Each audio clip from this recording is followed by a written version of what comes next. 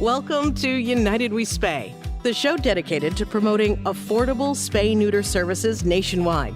Each episode delves into the heart of the movement, sharing inspiring stories and driving positive change. Our goal is to raise awareness, educate, and empower, addressing overpopulation's root causes to ensure every animal has a chance for a better life. Hosted by Stacy LeBaron and the United Spay Alliance team, we're on a mission to change lives. Fed up with the fixation on symptoms in the animal welfare conversation, it's time to change the narrative. Join us on United We Spay, where we make a difference by spreading knowledge and building a compassionate world for animals. Let's put prevention first and spotlight spay-neuter in the animal welfare space. You're listening to United We Spay, a podcast from United Spay Alliance. United Spay Alliance works to promote accessible, affordable, and timely spay-neuter services because an ounce of prevention today can prevent untold suffering tomorrow. Spay-neuter because it's public health for pets. I am Dr. G, a United Spay Alliance board member, and for today, host of the show. I'm really excited for this episode and the chance to chat with another veterinarian from Mexico, who is just as passionate about spay and neuter and teaching as I am. So today's episode is a little bit special. Our guest is from Mexico and her native language is Spanish. So I'll be helping out with the English here and there. So you might hear a mix of both languages, and we're excited to share her story with you. Today on United We Spay, we have Dr. Blayra Maldonado, who is joining us to talk about her work with Spay Mexico. Dr. Blayra Maldonado Cabrera is a highly accomplished veterinarian zootechnician who graduated from the Technological Institute of Sonora in 2009. She holds a master's in public health from the National Institute of Public Health, a doctorate in institutional health management from the Sonora Institute of Public Administration, and a second doctorate in biotechnology sciences from ITSON. Throughout her career, Dr. Maldonado has pursued numerous specialized diplomas, including strategic administrative processes, medicine, surgery, and zootechnics of dogs and cats for UNAM, traumatology and orthopedics from the Center for Advanced Studies in Veterinary Medicine, and Microsoft Teams.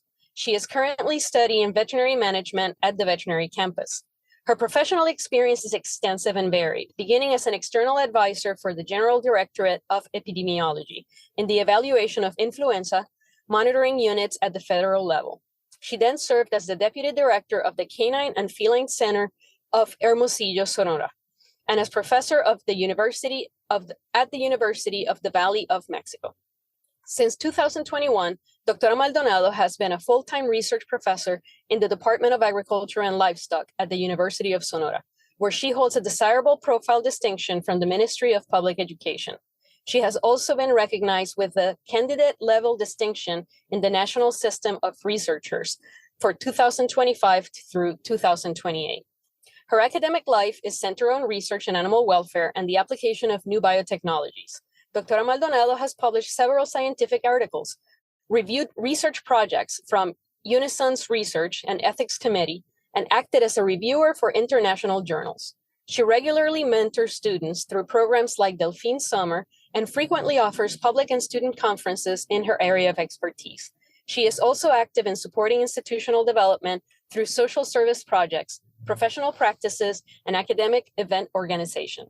Since 2014, Dr. Maldonado has owned a private veterinary practice where she works as a clinical veterinarian and soft tissue surgeon for dogs and cats.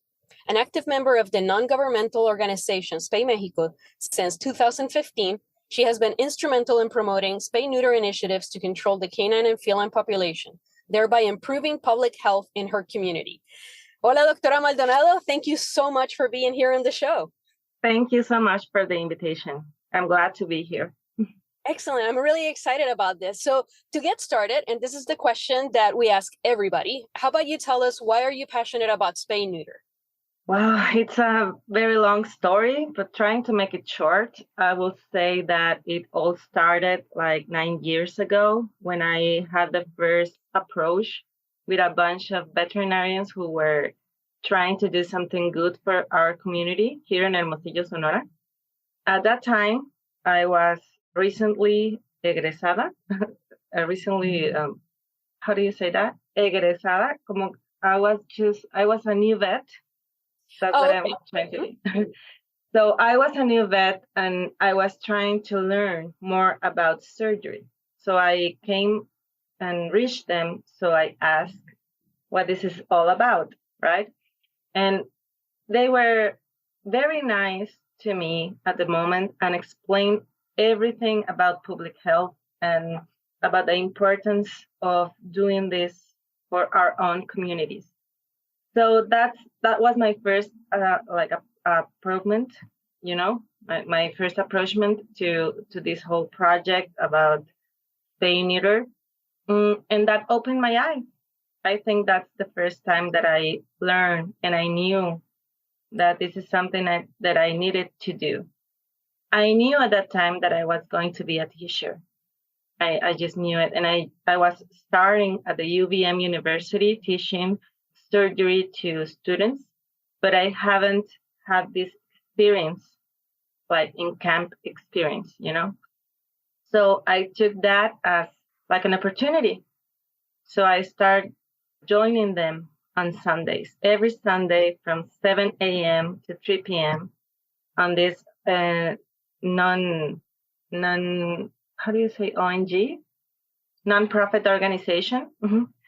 And I was there every Sunday, every month, every day, and I started learning about this surgery techniques.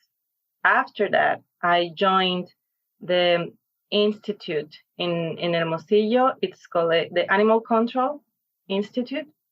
And I started there for 3 years. That's where I knew about Spay Mexico's team, and I joined them.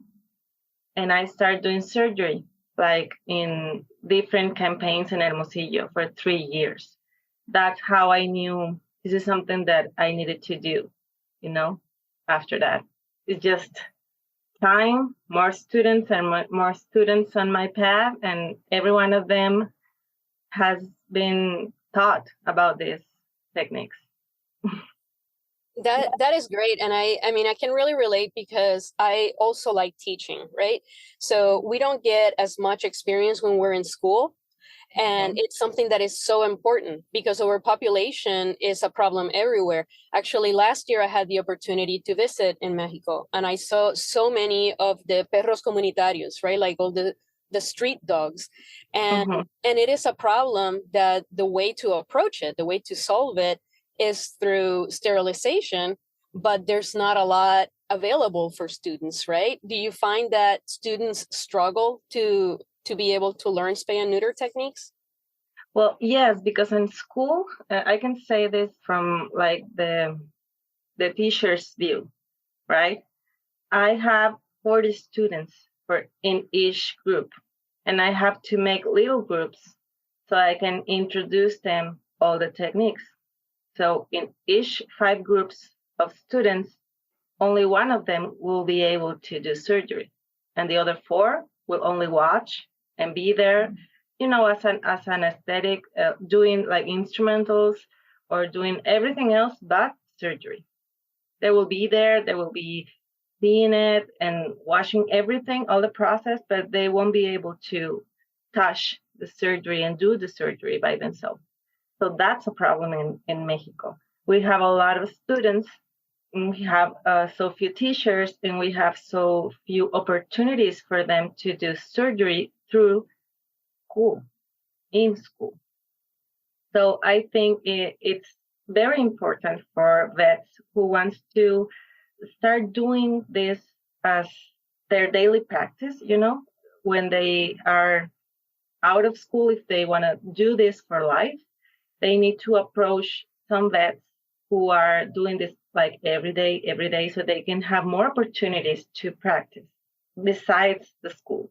It has to be something else. They have to move forward and they have to reach for the information and this practical education that they won't have in vet school.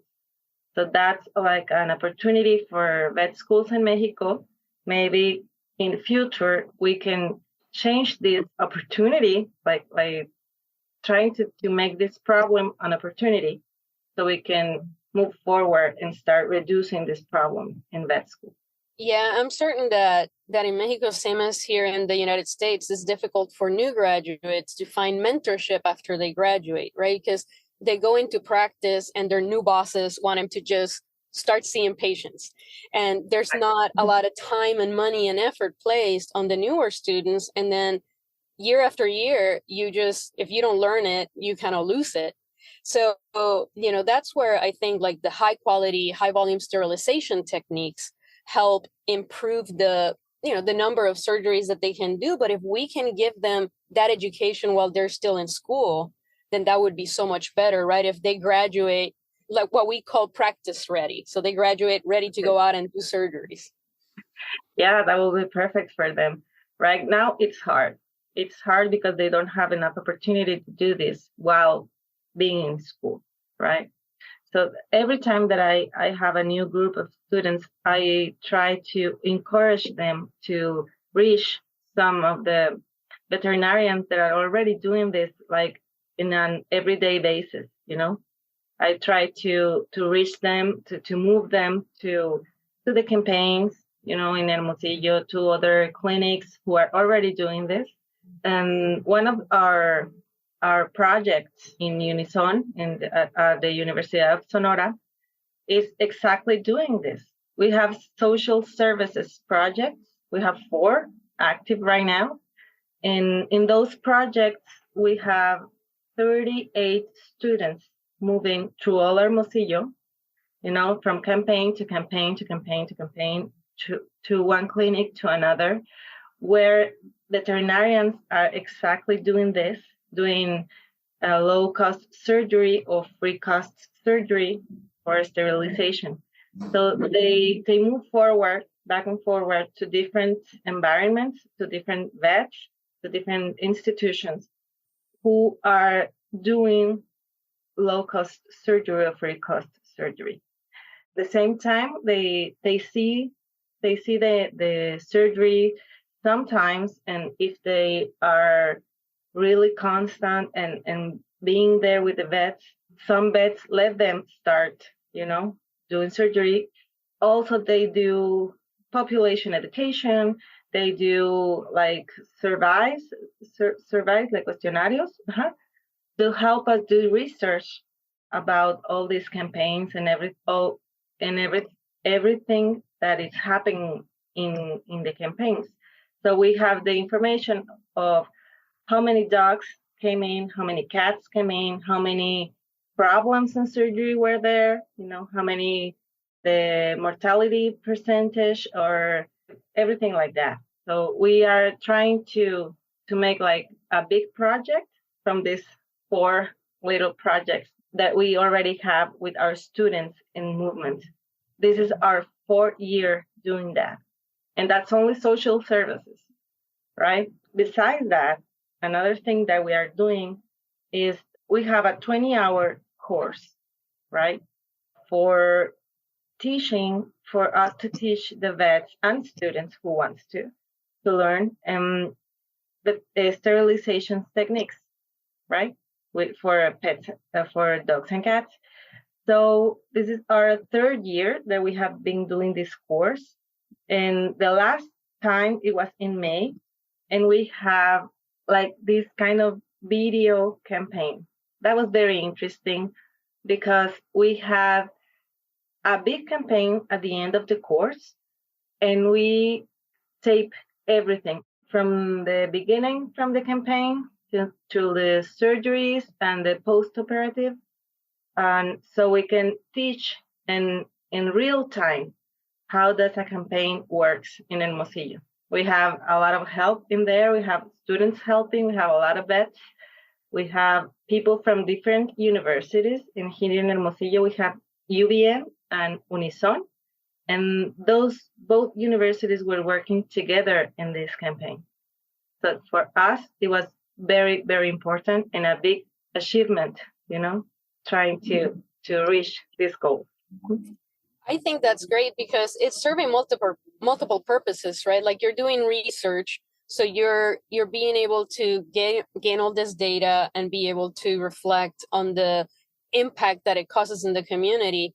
But one of the things that I like about bringing students into things like this is that it gives them a sense of community, right? Like it teaches them the importance of giving back to the community, of helping the community and the population of animals, as opposed to just being inside of a clinic and seeing patients in and out, right?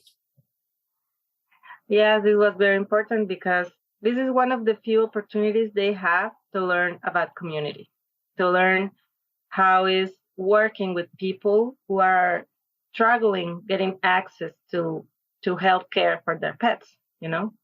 And they will see a lot of situations and they will learn from those, you know, and they will learn from different vets as well, doing different surgeries, different techniques. So it's a win-win. We can say that it's a win-win because students will learn from the vets who are working in this area, and we as university will achieve these goals of those projects because we gather all this information and we are trying to prove that in Hermosillo campaigns are safe. We are trying to prove that in Hermosillo the vets who are working in these campaigns are professionals who minimize the risks in the procedures. So when you go out to do these spay neuter campaigns in the community, how are they funded? Well, most of them are funded by different institutions. We have like the Animal Control Institute, you know, that's from Hermosillo's Ayuntamiento. I don't know how to say that. Ayuntamiento. The City animal Hall. services. Uh-huh. Animal control Yeah. services. Animal Control Services are the main institute that are doing right now different campaigns in Hermosillo. But also there are a lot of vets in their private practice doing small cost surgery. And this is kind of new in Hermosillo. We have like 3 or 4 years that it kind of go to another level. A lot of vets start doing that, right? Because there was a lot of people like asking for it. Thanks for all the programs, education programs that I've been working, all the nonprofit organization in Hermosillo.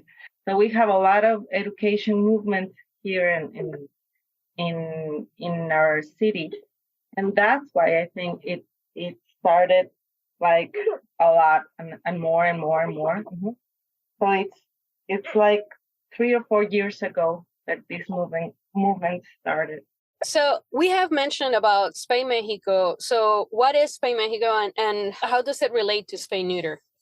Okay, Spay Mexico is a nonprofit organization that started, wow, how many years ago? I think in 2011, kind of.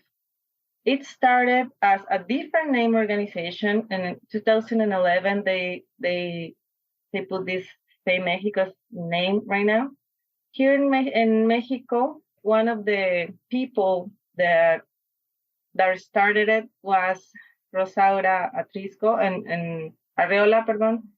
And she was working with Spay Mexico for it's kind of forever, you know. And she passed away last year. But her legacy is still running.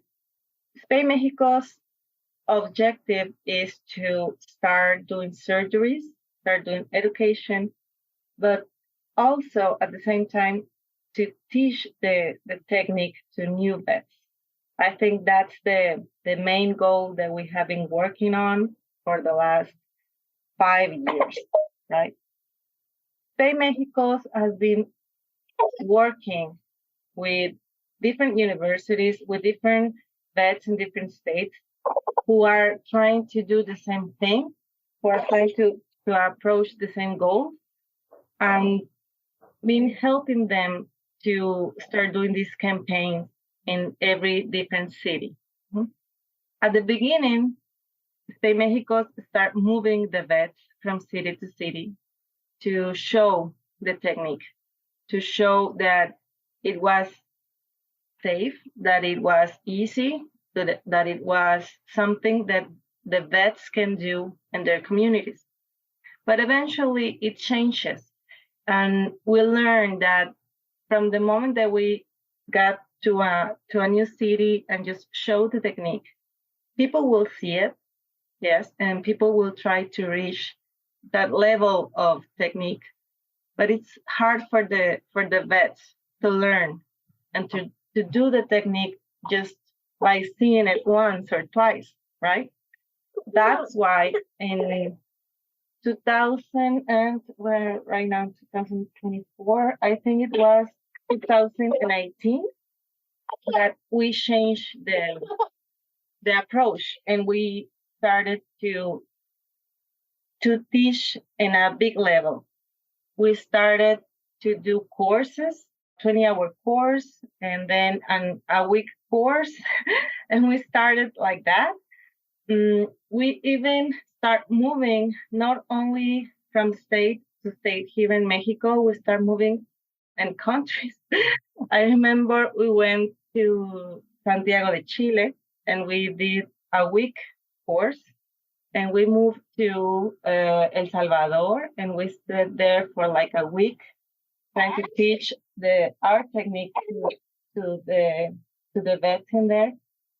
And we went to where else? Panama, Cusco, Peru. We started moving a lot, trying to teach the technique. Mm-hmm. And I think that at this point, at this time, we have a lot of results, right? Because not only the vets learn the technique, but they learn they can teach. I think that's the main point that we have achieved after all of these years doing surgery. We learned that one vet can do as many surgeries for a day. You can do like 50, 60, 70. You got so tired and you got like your hands can no longer move it. But if we teach the technique to each other, I think that's the main thing that we have to learn right now. This has to work as a snowball. It has to grow and grow and grow. We cannot keep the knowledge for ourselves. We cannot just go to the different communities and just show what we can do. We have to teach the communities that they can show too, that they can teach too. So they can start doing it by themselves and to be empowered to know that this is a technique that they can learn and they can teach and this can grow and grow in their own community. I think that's one of the things that is the most important right now at this point. Mm-hmm. Yeah, to me, that's really important because when I started working in a veterinary clinic, my boss had students. So I was always in that environment where there was somebody in charge teaching everyone, and then we were expected to teach others. So that's the importance of education. And I don't know, again, like if we can teach somebody to teach somebody else, as you mentioned, it just multiplies the number of mentors and the number of students that are available. Now, one of the things that I have seen in providing spay-neuter to rural communities is that it improves the way that people see their animals and it impacts the way that they take care of their animals, in addition to controlling population. So have you seen similar impacts in these areas? Yes. I remember one time that we were near here. Hermosillo is like 30 minutes, like it's near a beach. We had a little campaign and we reached a small community with a lot of children. And they were very happy to see the vets working and to see how were the vaccinations putting on their animals and everything. And they weren't able to get into the OR, to the surgery room, but they were capable of seeing the animals to get up after the surgery, I remember that when we came the first time, most of the animals had fleas, a lot of them, and a lot of children too. That impacted me a lot, you know. But we started going that community like once a month for 6 months, I think. And the last time that we were there, I started to see more animals without the parasites, and that made me really happy. But at the same time, all the children that were there the first time, they were asking for their neighbors, they were asking for the people around to come and to bring their pets. So they were like so empowered for that movement, and they trust us so much. Then in the moment that they seen us arrive, they started to move the community, and they started to tell everyone to come. And that really touched me, and that really moved me, because I knew that we put a little seed in their heads. And I think we have done a lot of changes in that community just because we were there once a month for a few times. Yeah, there's the concept of one health, una salud, right? That you go in and you treat the animals and the humans as a family unit. Because by us taking care of the animals, we're also taking care of the people, and by helping the people, then we help the animals. So these spay neuter programs are important. Again, like, our primary goal is controlling population, not having all these animals running around, but it just goes so far beyond that in public health, in animal health, and just, as you said, empowering the community to get this done.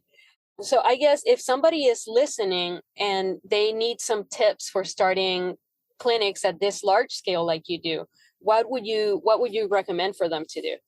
Okay. Well, I think the first thing for a new vet or anyone who wants to join this movement, the first thing that I would recommend is to get near the movement, to get to know all the nonprofit organizations, to get to know the institutes, the government institutes who are doing this movement, who are already working with the community, so we can ask, what do you guys need right now?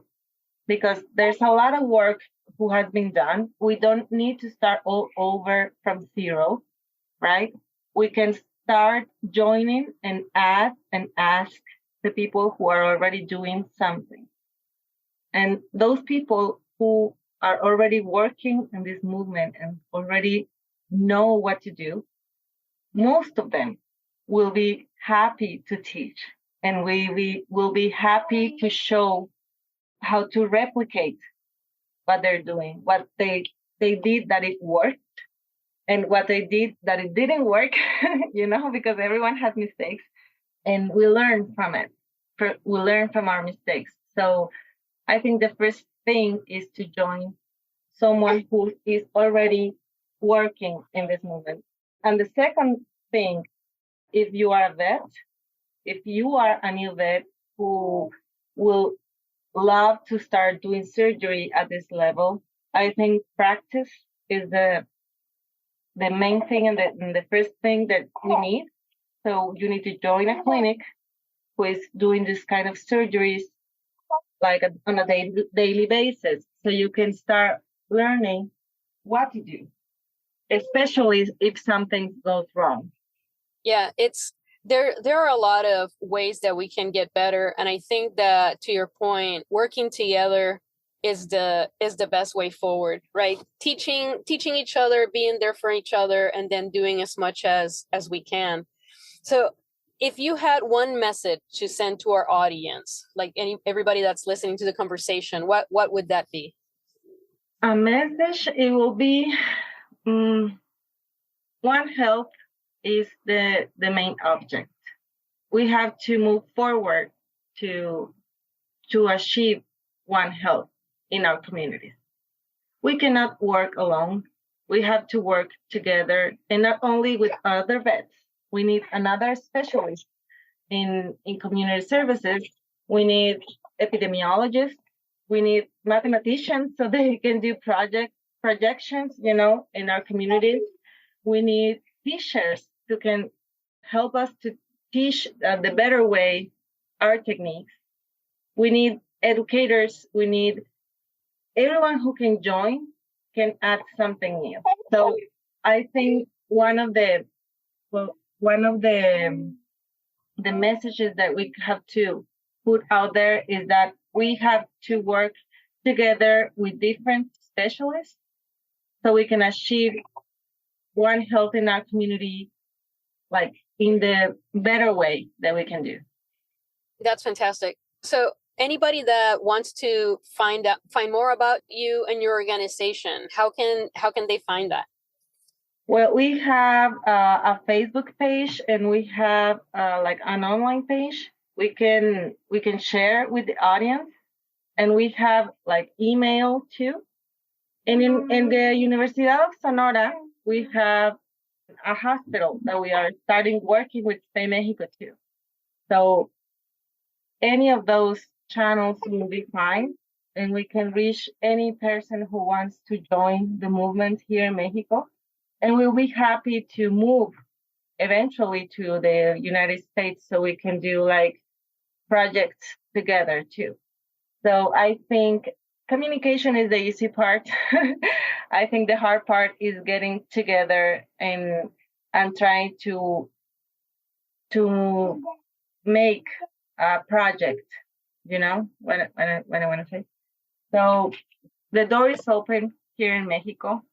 There are a lot of people who are working with this movement. There are a lot of vets interested on learning the techniques, and a lot of vets who are interested in teaching the technique too. So I think that this door will be open to anyone who wants to reach to Hermosillo, Sonora, to Unison projects will be welcome. Excellent. So is there anything that we forgot to mention, or anything that you want to share, anything additional that you wanted to share with our listeners? I just want to congratulate all the team in United States Alliance. Did I say it right?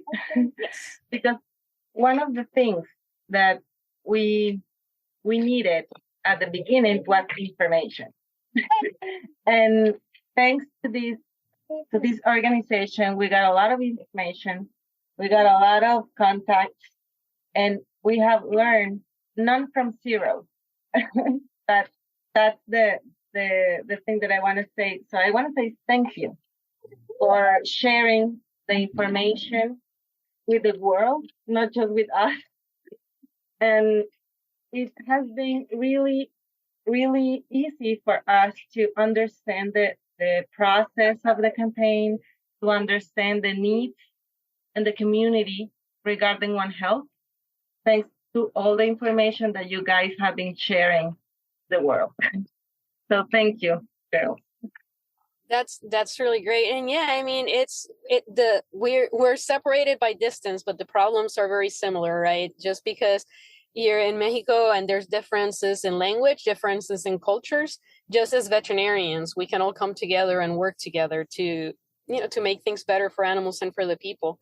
So I definitely want to thank you for everything that you're doing. Thank you for your work with the students and everything that you're doing to advance spay-neuter in Mexico.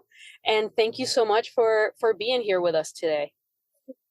Thank you guys for the opportunity. And I'm sorry for all the inconveniences in the noise and everything.